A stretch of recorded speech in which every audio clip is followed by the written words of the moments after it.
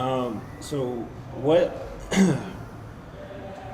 what makes it worth it to come here and give your time, your energy? For me, Yeah. it's kind of like being a parent that has been so busy working for so long that Christmas wasn't exciting anymore. But you see, when you have children and you see the magic that they see when they're looking at a Christmas tree, that makes you fall back in love with it. It's something very similar. It's not exactly that, but it's something very similar. We've already seen, and we've already seen behind the curtain, and then we see the awe and them just imagining it, and it makes you want to help them achieve it. You feed off of that energy, that newness, that becomes magical again.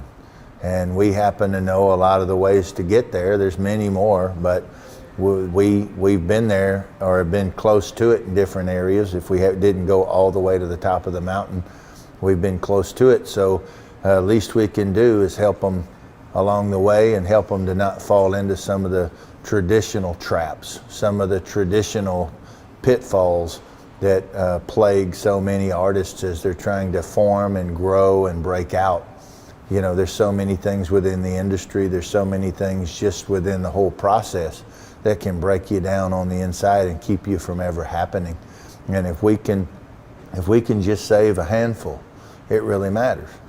There's a story, this is fitting.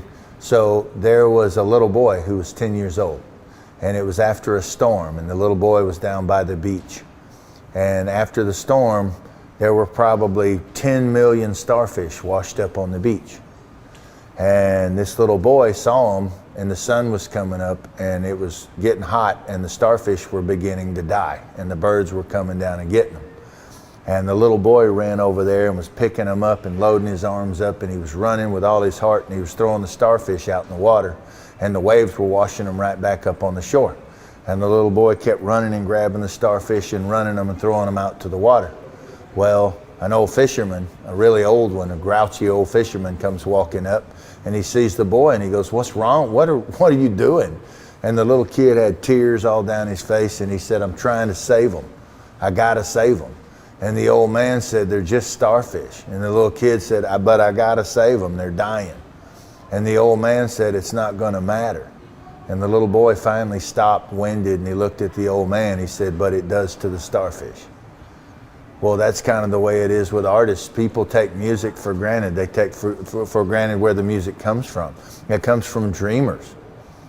And the whole system, the whole process is just by proxy. It doesn't just weed out the weak, it weeds out a lot of the strong, because a lot of people are in the overall machine. If you go into the old machine, you end up, people will know who you are really fast, but you'll give up everything you ever built to get there, and you don't even have control over your own name anymore.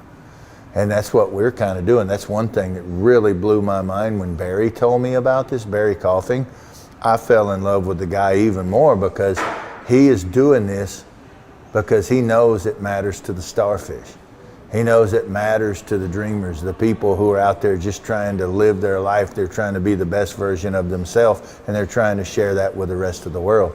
And if we can help them just stop a little bit of that from ending, then we're going to do our best. We're going to do our damn best. That's why we're here.